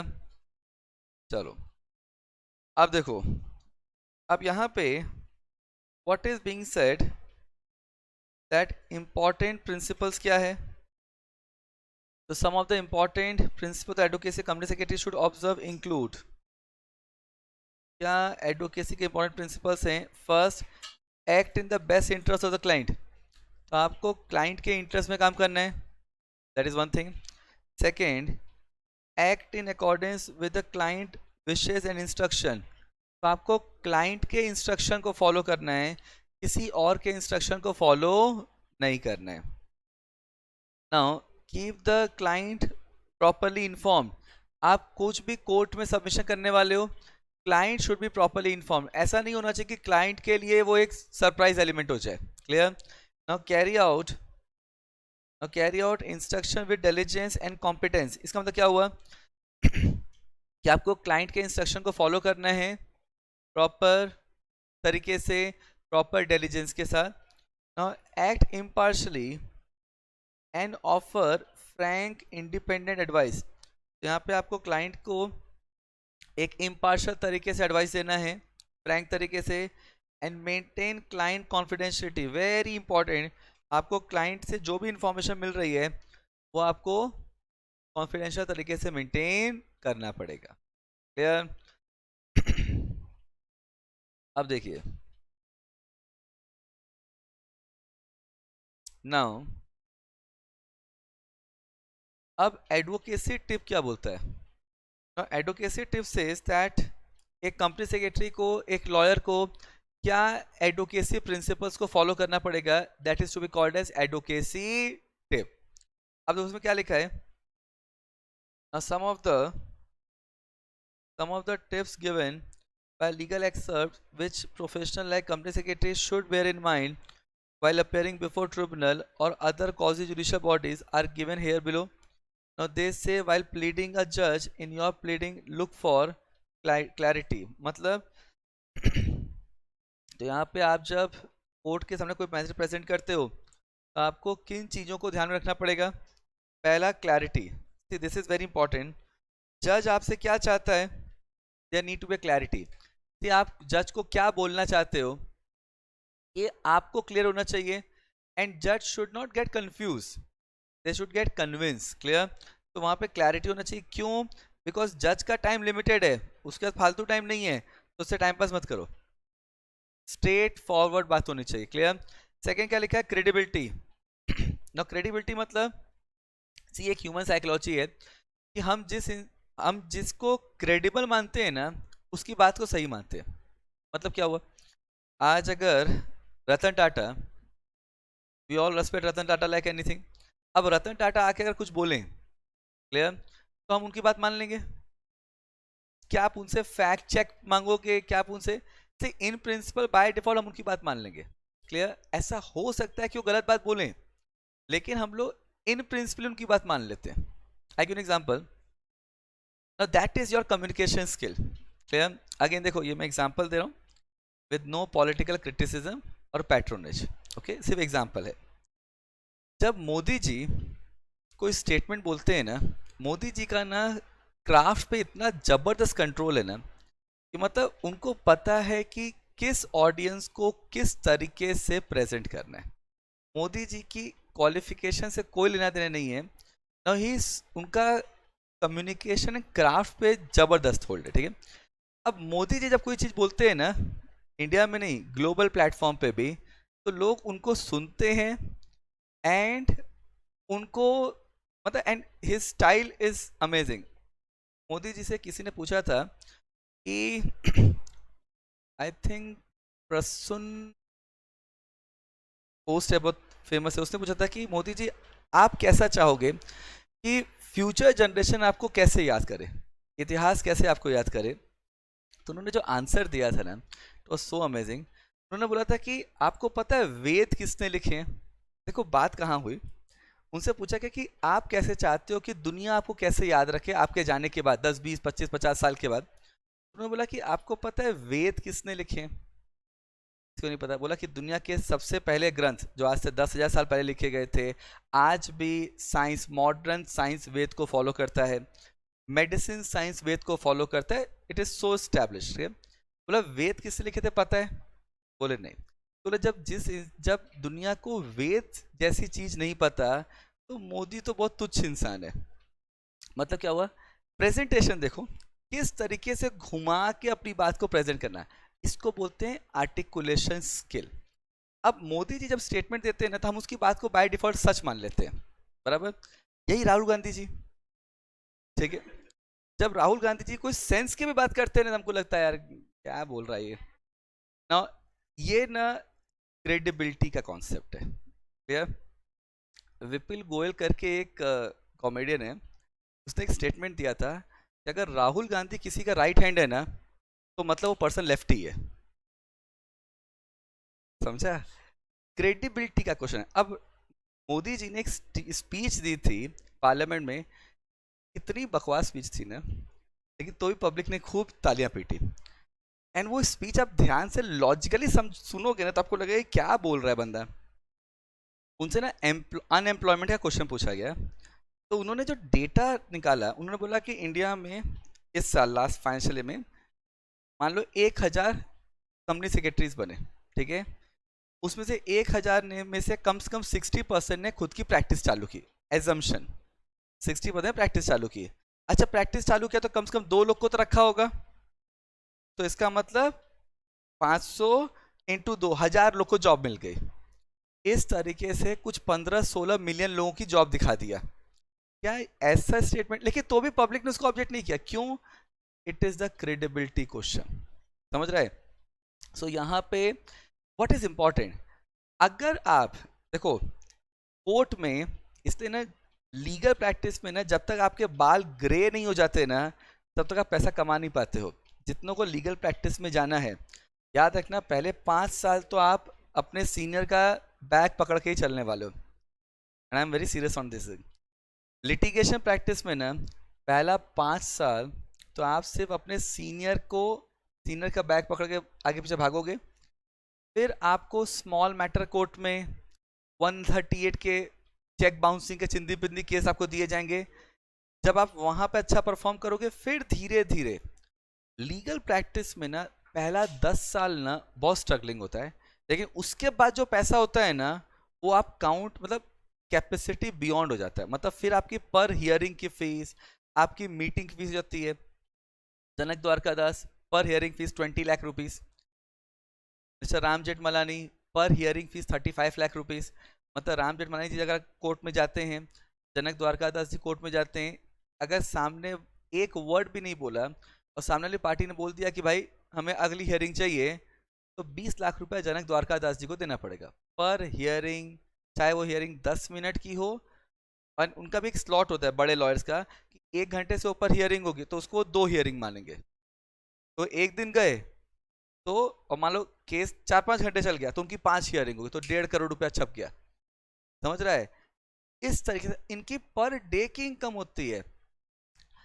Mister Arun Jaitley, I tell you, Arun Jaitley ji जब लीगल प्रैक्टिस में थे ना, उनकी पर हियरिंग की फीस थी 25 लाख रुपए पर हियरिंग।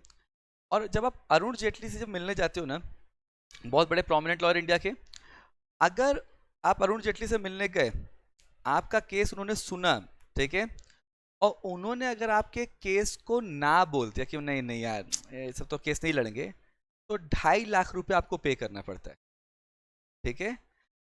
क्यों? क्योंकि अरुण जेटली जी ने आपको सुना, अपना कीमती वक्त दिया। ठीक है? उन्होंने उनके लेवल के हिसाब से आपका केस चंदी पिंदी है, केस नहीं लड़ा, लेकिन उन्होंने अपना टाइम दिया, तो 2.5 लाख रुपए उनकी पर मीटिंग फीस है। ठीक है? और अगर अरुण जेटली ने आपके केस को सुना, उनको अच्छा लगा, बोले हाँ ये केस तो लेंगे, तो 5 लाख रुपए तुरंत दे देने का। ये उनका साइनिंग फीस है, ये हियरिंग फीस नहीं है। हियरिंग बाद में होगी। समझ रहा है? तो जब आप प्रोमिनेंट लॉयर बन जाते हो तो आपकी मीटिंग फीस होती है, हियरिंग फीस होती है, but the point is that उस लेवल तक पहुंचने से पीछे की जो मेहनत है, प्रिपरेशन, दैट इज मैटर। समझा? And that creates your credibility. अब देखिए, अब यहाँ पे डेमिनोर, ये क्या है? देखो, डेमिनोर का मतलब होता है हम जो चीज़ सुनते हैं ना उसको हम भूल जाते हैं, लेकिन जो चीज़ हम देखते हैं उसको भूलते नहीं है। दृश्यम मूवी देखियो आप लोग। दृश्यम मूवी में क्या बोलता है कि वो जो तब्बू है बोलती है कि इस बंदे ने क्या किया, इसने ना झूठ को क्रिएट किया है, लोगों को झूठ दिखाया है, लोगों को झूठ फील करा दिया, इसलिए वो लोग जो स्टेटमेंट दे रहे हैं उनको लग रहा है सच बोल रहे हैं, लेकिन वो झूठ बोल रहे हैं, क्योंकि आप किसी चीज़ को प्रेजेंट करते हो। आप लोग जो चीज़, चलो गिव एन एग्जांपल, आप जिस चीज़ को लिख लेते हो ना, या जिस चीज़ को आप डायग्राम के फॉर्म में कन्वर्ट कर देते हो, वो आपको ज़्यादा लंबे पीरियड तक याद रहता है कंपेयर टू जो चीज़ आप सुनते हो। Clear? Which means that what is being said, we do not have the phase of hearing is believing. Human, which includes the human judge, is far more video than audio. आप जिस चीज को देखते हो उस चीज को आप लॉन्गर पीरियड तक रिटेन करते हो रेदर देन आप जिसको सुनते हो। Clear? The way we collect most of our information is through our eyesight. Clear? Eye contact, what is very important, that eye contact, जो इंसान आपसे आई कांटेक्ट करके बात कर सकता है, दैट शोज कि पर्सन के पास कॉन्फिडेंस है। अब आप पे से ना कितनों को स्टेज फियर है? Be honest, how many of have stage fear? You understand what is stage fear? अगर मैं आपको बोलूं कि आइए पधारिए और किसी टॉपिक पे चालू हो जाइए, ठीक है, कितने लोग फंबल कर जाते हैं, कॉन्फिडेंस नहीं आता कि यार स्टेज फियर है ना। I tell you the best way to deal with stage fear, because I tell you, हम लोग को ऐसा लगता है ना कि जब तक हम सीएस नहीं बन रहे हैं, डिग्री नहीं आ जाती, सबसे बड़ा टास्क हमारे डिग्री लेना होता है। बट जब आप डिग्री आ जाएगी ना आपकी, तो क्वेश्चन अराइज कि इंडिया में 70,000 कंपनी सेक्रेटरीज हैं, इफेक्टिव कंपनी सेक्रेटरी जो ऑपरेट कर रहे हैं मार्केट में 40,000 कंपनी सेक्रेटरीज हैं। ठीक है? तो कंपनी आपको क्यों लेवे और बाकी 40,000 क्यों ना ले? That is where your communication skill matters a lot, your presentation skill, and that comes by confidence. तो अगर स्टेज फियर है ना, the best way is that express yourself. Clear? अब कई बार होता है कि आप जब स्टेज पे जाते हो, आप जब ऑडियंस को देखते हो, आप फंबल हो जाते हो, आप ब्लैंक हो जाते हो। तो बेस्ट वे क्या होता है कि स्ट्रेट देखो, ठीक है, ना राइट देखो ना लेफ्ट ऑडियंस देखो, सीधा स्ट्रेट देखो। जब स्ट्रेट देखते हो ना, तो आप किसी की आई साइड में नहीं देख रहे हो, लेकिन दुनिया को लगे कि आप आई साइड में देख रहे हो। एंड इवेंचुअली जब आपको कॉन्फिडेंस आ जाएगा ना, तो आप सामने वाले को देख के एड्रेस कर सकते हो। क्लियर? आई कांटेक्ट अगर आप बना के बात कर सकते हो, that shows the confidence the person is having. Clear? अब देखिए नेक्स्ट क्या लिखा है, वॉइस मॉड्यूलेशन। ये क्या है? सी आपको ना वॉइस को चेंज करना आना चाहिए। मतलब आप जब कोर्ट में प्रेजेंट कर रहे हो कोई केस, तो आपको पता होना चाहिए कि कहाँ पे आपको बात पे थोड़ा तवज्जो देना है, कहाँ पे उस बात को नॉर्मल बोलना है। That is called voice modulation. Psychology, what is being said, that psychology is very crucial. See, you have to understand the person before talking the person to the person. आपको पता होना चाहिए कि सामने वाला रिसीवर कौन है, वो क्या सुनना चाहता है। I give an example. अगर आप कॉर्पोरेट में जॉब करना चाहते हो ना, I think majority want to go in the corporate world, even if you want to go for the practice initially, if you don't have any background, you like to go for the corporate, learn some good thing, make some money, and then enter the practice area. यही plan of activity है, ऐसा ही plan of action है। कितने लोग practice करना चाहते हैं यहाँ पे? नो बडी वन। कितने लोग जॉब करना चाहते हैं? बाकी बेरोजगार रहना चाहते हैं। क्या बोलूँ मैं? द पॉइंट इज दैट अब जब आप जॉब में जाते हो ना, आपको ना ये पता होना चाहिए कि आपका बॉस आपसे क्या एक्सपेक्ट करता है। You should know in what sequence the boss is asking और looking a work from your side. तो अगर आपको बॉस ने मल्टीपल काम दिया है, यू शुड नो कि प्रायोरिटी पे क्या चाहिए। अगर आप बॉस की प्रायोरिटी पे काम करोगे, तो आप बॉस की प्रायोरिटी बन जाओगे, और जिस दिन आप बॉस की प्रायोरिटी बन गए, बॉस आप पे डिपेंडेंट हो जाएगा। और जिस दिन बॉस आप पे डिपेंडेंट हो गया, समझ लो आपकी जॉब भी सेफ हो गई और इनकम भी सेफ हो गई। Clear? You have to understand the psychology of the other person. Clear? Next क्या लिखा है, बी लाइकेबल। ये क्या है? देखो, हम लोग ना बात सुनते उसी इंसान की है जिसको हम पसंद करते हैं, तो लाइकेबिलिटी मैटर्स अ लॉट। आज सिंपल फंडा, आज आपको ना सही बात या एक ही स्टेटमेंट आपको कोई ऐसा इंसान बोले जिसको आप पसंद करते हो, जिसको आप सही मानते हो, और ऐसा इंसान जिसको आप बिल्कुल पसंद नहीं करते हो, दोनों को ना, दोनों पर्सन से एक ही स्टेटमेंट आ रहा है, बट आपका लेने का तरीका अलग हो जाएगा। मतलब मान लो आपके कोई रिलेटिव है, ठीक है, आपको बिल्कुल फूटी आंख पसंद नहीं है, हो सकते हैं ऐसे कोई रिलेटिव, ठीक है। अब मान लो आपको बुआ जी आके बोली, फूफा जी आके बोले कि पढ़ाई नहीं कर रही हो, तो आप बोले अपने बच्चों को देखो, ठीक है। हमने उस चीज को कैसे लिया, क्लियर? और यही जो पर्सन आपको, जिसको आप पसंद करते हो, वही वो स्टेटमेंट देगा, you will take in a different manner. Likeability matters a lot, and that is actually a very important thing in court practice. आप जज एंड कोर्ट रूम में क्या आप लाइकेबल एलिमेंट हो या नॉन लाइकेबल एलिमेंट हो, it is a very important factor in court submissions. Clear? Next क्या लिखा है, लर्न टू लिसन। बड़ी रेयर स्किल है ये, हर आदमी को ना सिर्फ बड़बड़ करना होता है, सुनना नहीं होता है। एंड कहते हैं if you want to be a good speaker, you need to be a good listener, और if you want to be a good orator, you need to be a listener. You have to listen to the other party, and then you can present the matter in a much better manner. And last है entertain your judge. Entertain your judge मतलब वहाँ पे मुजरा नहीं करना है जज के सामने।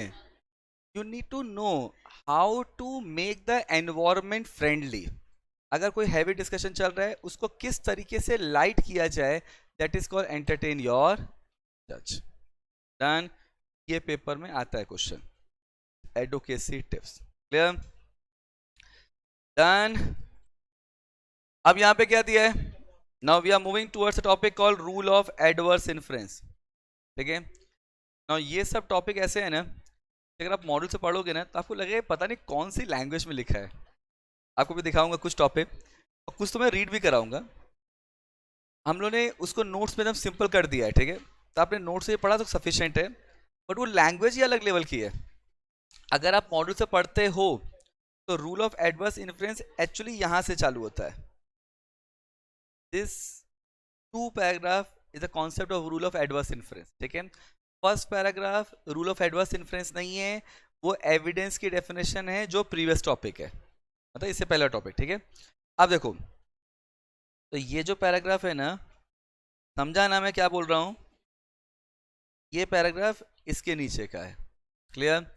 अब देखो रूल ऑफ एडवर्स इन्फ्लुएंस होता क्या है. Now before I take the actual concept let me explain something. अच्छा मान लो आप जज हो, ठीक है. नो भाई, आप जज हो, ठीक है. अभी मैं कोर्ट में आया था, कोर्ट में केस सुनने के लिए आया था. कुछ मर्डर केस चल रहा था, किसी की जान वान गई थी. तो मैंने वहां पे आपको बोला कि सबमिशन चल रहा है, मैंने आपको बोला कि जज साहब मेरे पास एक ऐसा एविडेंस है ना कि अगर मैं आपको दिखा दूं ना तो बाय गॉड कोर्ट का डिसीजन बदल जावे. क्लियर. तो अगर आप जज होगे तो आप क्या बोलोगे? दिखाओ. मैंने कहा अरे लेकिन आज तो मैं लाया नहीं, मुझे तो नहीं पता था कि आज दिखाना पड़ेगा, लेकिन मेरे पास है. ठीक है. अब तो आप मेरे को क्या बोलोगे एज अ जज? नेक्स्ट हियरिंग में लेके आना, बराबर. मतलब पक्का पक्का. अच्छा, अब नेक्स्ट हियरिंग हुई, आप तो एज अ जज मेरा वेट ही कर रहे थे. मैंने इतना बड़ा स्टेटमेंट दिया था ना कि मैंने दिखा दिया तो जजमेंट का रुख पलट जाएगा. ठीक है.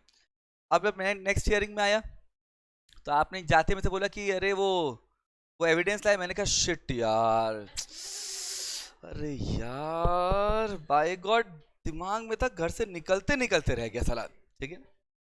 ठीक है. अब आप इस चीज को एक बार एक्सेप्ट करोगे, आपने बोला चलो ठीक है नेक्स्ट टाइम लेके आ जाना. ठीक है. अच्छा अभी नेक्स्ट टाइम हुआ, जैसे ही मैं कोर्ट में एंटर किया आपने बोला एविडेंस लाए. मैंने कहा अरे यार शिट यार. अगर मैं हर बार ये अरे यार शिट यार कर रहा हूं तो 2-3 हियरिंग के बाद आप क्या सोचोगे एज अ जज? कोई एविडेंस नहीं है, फालतू का बोल बचन. इसका मतलब कोर्ट मेरे बारे में एक पॉजिटिव कंक्लूजन लाएगा या नेगेटिव कंक्लूजन? इसको बोलते हैं एडवर्स इन्फरेंस. समझा? एडवर्स का मतलब होता है नेगेटिव, इन्फ्लुएंस का मतलब होता है कंक्लूजन. क्लियर? तो अगर आप कोर्ट के सामने किसी सबमिशन किसी एविडेंस की बात करते हो लेकिन आप कोर्ट के सामने उसको प्रेजेंट नहीं कर पाते तो कोर्ट क्या मान के चलेगा कि आपके पास कोई एविडेंस नहीं है, फालतू की बातचीत कर रहे हो आप. And court will always take an adverse influence. And this is a basic concept of rule of adverse influence. तो कॉन्सेप्ट है क्या? कॉन्सेप्ट ये है, और ये सिर्फ कोर्ट रूम में अप्लाई नहीं होता, ये लाइफ पे भी अप्लाई होता है, कि अगर आपने कोर्ट में आपने कुछ कमिटमेंट किया है कि आप कुछ सबमिशन करोगे, आपने कोर्ट को ये रिप्रेजेंटेशन दिया है that you have certain evidences which you want to present before the court, then you have to present. Failing which court will take a negative conclusion. Same applies in your job or in practice. If you're saying something that you will deliver certain things to your client, to your customer, and if you're not delivered the things on time, it is considered to be an adverse inference. Clear? अब देखिए, अब यहाँ पे ना आपको model से read करना तो आप रीड कर सकते हो, लेकिन मैं आपको सीधे नोट्स पे लेके जा रहा हूँ. ठीक है? क्योंकि आपको एग्जाम में as I told you in drafting subject आपको हर एक डिफिकल्ट टॉपिक का नोट्स दे दिया है, पूरे सब्जेक्ट का नोट्स दे दिया है, सबके पास है. क्लियर? सिर्फ नोट्स पढ़ना है और जो मॉड्यूल से पढ़ना है वो भी लिख दिया है. नोट्स में जो टॉपिक कवर किया वो आपको मॉड्यूल से रीड करना है तो कर सकते हो, योर चॉइस, जरूरत नहीं है. क्लियर? चलिए अब आइए आप रूल ऑफ एडवर्स इन्फ्लुएंस देखो ना. अब ये रूल ऑफ एडवर्स इन्फ्लुएंस है क्या?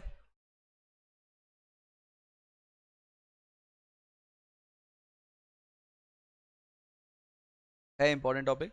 क्लियर? क्या लिखा है? Now, if a person has made any representation before the court to produce certain evidence but fails to submit such evidence, then the court may draw. अच्छा, court में draw लिखा है, जरूरी है क्या एडवर्स ले? नहीं, बट कोर्ट के पास पॉसिबिलिटी है कि कोर्ट एक एडवर्स इन्फ्लुएंस ले सकता है. क्लियर? द कोर्ट में draw an adverse influence negative conclusion against such person and this is called rule of adverse inference. ये समझा?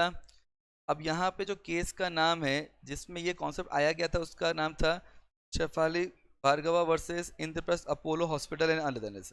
क्लियर? नाउ अब एक चीज समझो, क्या जज या कोर्ट एक एक्सपर्ट बॉडी है जो हर चीज में एक्सपर्ट है? बराबर ना? हाँ, ऑफ कोर्स नॉट। सी ऐसा समझो, आज आप लॉ कर लेते हो, ठीक है, तो क्या आप सारे लॉ में एक्सपर्ट हो जाते हो? नहीं, ये इंडिया में थोड़ी प्रॉब्लम है, ठीक है। इंडिया में ना, ये आपने फेस किया कि नहीं किया, आई डोंट नो, मैंने तो किया है, ठीक है। आप इंडिया में एक लॉ कॉलेज में एडमिशन ले लो, ठीक है, फिर आपके रिलेटिव्स आएंगे और वो आपसे ना फिर कुछ भी पूछ सकते हैं, कोई भी लॉ का कुछ भी पूछ सकते हैं, ठीक है। वो आपसे फैमिली लॉ के मैटर पूछ सकते हैं, डाइवोर्स मेंटेनेंस कुछ भी पूछ सकते हैं, क्रिमिनल मैटर पूछ सकते हैं, सिविल मैटर पूछ सकते हैं, प्रॉपर्टी मैटर पूछ सकते हैं, एनी मैटर, कॉन्ट्रैक्चुअल मैटर कुछ भी पूछ सकते हैं। अच्छा, पूछते जब वो आपसे हैं तो उनका सीखने की नीयत नहीं होती है। अब आप बोलते ये तो मेरे को पता नहीं, बोलते ले तुम लॉ कर, तुमको पता नहीं है, देखो मैं लॉ नहीं कर रहा हूं तो भी मेरे को पता है, फिर वो अपना ज्ञान झाड़ते हैं। ऐसा फेस किया आप लोगों ने? ठीक है, आप सीए कर रहे हो, उनको पता चले आप सीए कर रहे हो ना, फिर देखो आपसे कुछ भी पूछ लेंगे, वो रिटर्न फाइलिंग से लेके टीडीएस से लेके जीएसटी से लेके इंटरनेशनल टैक्स ट्रीटी कुछ भी पूछ सकते हैं आपसे, ठीक है। पूछ सकते हैं कि नीदरलैंड टैक्स ट्रीटी क्या है, आप बोलो ये क्या होता है, ये तो सुना ही नहीं पहली बार, बोले ये भी नहीं पता तुमको। This is a bigger problem, but understand, हम लोग लॉ कर भी लेते हैं ना, 3 साल के लॉ में every year you study different subject, clear. तो क्या आपको लगता है कि आप 3 साल में आप 5 सब्जेक्ट हर साल पढ़ रहे हो, 6 सब्जेक्ट हर साल पढ़ रहे हो, तो क्या आप क्या 6 3 जा 18 लॉ में एक्सपर्ट हो जाते हो? नहीं, आप लॉ करने के बाद भी ना, आप जिस एरिया में प्रैक्टिस करते हो सिर्फ एक्सपर्टीज उधर ही आती है। तो अगर एक जज है, ठीक है, वो अगर किसी मैटर को डील कर रहा है, he is not an expert body, तो वहां पे वो एक्सपर्ट्स के ओपिनियन ले सकता है, and that he will always relied upon. अच्छा, एक्सपर्ट के ओपिनियन को जज मान के चलेगा। अब आप बोलते हो कि नहीं यार ये एक्सपर्ट गलत बोल रहा है, तो आपको ये स्टैब्लिश करना पड़ेगा। अगर आप ये स्टैब्लिश नहीं कर पाते हो कि एक्सपर्ट गलत बोल रहा है, तो कोर्ट किसकी बात मानेगा? एक्सपर्ट की। समझ रहा है? मतलब मान लो मेरा ना एक मर्डर करने का बड़ा मन है, ठीक है, बचपन से बड़ी इच्छा है एक मर्डर करूं, ठीक है। अच्छा, मर्डर भी कैसा करना है, हल्का फुल्का मर्डर नहीं करना, गोली वोली से नहीं, दैट गोली से कोई मारता है क्या? मेरे को ना चाकू लेना है और चाकू लेके सामने वाले के पेट के अंदर घुसेड़ देना है, ठीक है, और घुसा के 2 बार घुमाना है। वो जो फील आएगा ना, मेरे को फील लेना है, ठीक है। अब समझो अब समझो, अब आपको मालूम पड़ा, आप एक दिन ऐसे बैठ के सनसनी देख रहे थे, ठीक है, उसमें एक केस आया कि ये देखिए एक मर्डर हुआ है, सिर्फ मर्डर नहीं हुआ है, चाकू डाला, 2 बार घुमाया, गौर से देखिए, चैन से सोना है तो जाग जाइए, ये सब हुआ, ठीक है। अब जैसे ये मालूम पड़ा कि ऐसा मर्डर हुआ है, आपके दिमाग में किसका नाम आएगा? मेरा आ जाएगा। आपने सीधे उसमें लिखा था कि अगर आप किसी ऐसे दरिंदे को जानते हैं तो इस नंबर पे, बिलो नंबर पे आप फोन करें। आपने तुरंत फोन करके बोल दिया कि भाई यही बंदे ने किया होगा, ठीक है, हमको पता है, पक्का पता है, वीडियो में रिकॉर्डिंग भी सुन लेना जाके, ठीक है। अब पॉइंट ये है कि अगर एक्सपर्ट, अच्छा चाकू पे मेरे फिंगरप्रिंट का निशान भी मिल गया मान लो, लेकिन मैं अगर यहाँ पे मेरे को ये प्रूफ करना है कि जो स्टेटमेंट है, जो एक्सपर्ट ने जो बोला है वो गलत है, तो मेरे को कॉन्ट्रैरी एविडेंस प्रूव करना पड़ेगा। मेरे को बोलना पड़ेगा कि सर वो फिंगरप्रिंट में मेरे निशान मिले हैं, वो आई डोंट नो कैसे, क्योंकि मैं तो उस समय इंडिया में था ही नहीं, मैं तो लंदन में था, ये देखो लंदन की टिकट, ये फ्लाइट की टिकट, ये होटल की टिकट, मतलब मैं यहाँ पे कॉन्ट्रैरी एविडेंस प्रेजेंट करूंगा। अगर मैं कॉन्ट्रैरी एविडेंस प्रेजेंट नहीं कर पाया तो जज क्या मान के चलेगा कि जो एक्सपर्ट ने बोला है वो सही है। समझा क्या लिखा है? Since the court is not an expert body on every matter and therefore it is desirable to produce evidence of some expert where the issue involved being complex in nature, for instance issue pertaining to engineering, medical, technology, science. समझा? See, lawyer cannot be an expert body for medical field यार, understand. आप लोगों ने forensic experts क्यों आते हैं? आज कोई मर्डर हुआ है तो उसमें जज थोड़ी ना बैठ के देखेगा कि चाकू में किसके निशान है। समझा? नेक्स्ट क्या लिखा है? Now, such expert opinion can be used as a basis for supporting or rebuting. Supporting मतलब चीज को सपोर्ट करना है, रिब्यूटिंग मतलब उस चीज को डिनाई करना। क्लियर? तो यहाँ पे अच्छा, अब आपने बोल दिया कि वो मर्डर अभिषेक सर ने किया है, लेकिन चाकू पे मेरे फिंगरप्रिंट्स के निशान नहीं है, तो मैं बोलूंगा ना कि सर एक्सपर्ट का स्टेटमेंट बोल रहा है, वो मैं नहीं था। मतलब यहाँ पे आप एक्सपर्ट के एविडेंस को अपने क्लेम को स्टैब्लिश करने के लिए भी मान सकते हो। अगर आप एक्सपर्ट के स्टेटमेंट को डिनाई करना चाहते हो तो आपको बहुत स्ट्रॉन्ग एविडेंस देना पड़ेगा। क्या लिखा है? Also, the submission made by the parties shall deem to be valid unless there is a contrary submission being made from any significant acclaimed publication treatise which can be accepted by the court as authentic। तो यहाँ पे अच्छा इसमें ना supporting को लिख दो, क्या लिखोगे? एक्सेप्टिंग। एंड रिब्यूटिंग को लिख दो डिनाई। क्लियर? अब इसमें क्या लिखा है कि अगर कोर्ट कोई एक्लेम्ड पब्लिकेशन है जिसको कोर्ट ने एक प्रॉपर एविडेंस के रूप में एक्सेप्ट किया है, अगर ऐसा कोई चीज कोर्ट के सामने आप प्रेजेंट करते हो तो कोर्ट फिर उस एक्लेम्ड पब्लिकेशन को एक्सेप्ट करेगा, अदरवाइज कोर्ट आपके सबमिशन को एक्सेप्ट करेगा। Clear? This is called rule of adverse inference. Clear? पक्का? चलो बस यहाँ तक रीड कर लीजिएगा, rest will take in the session.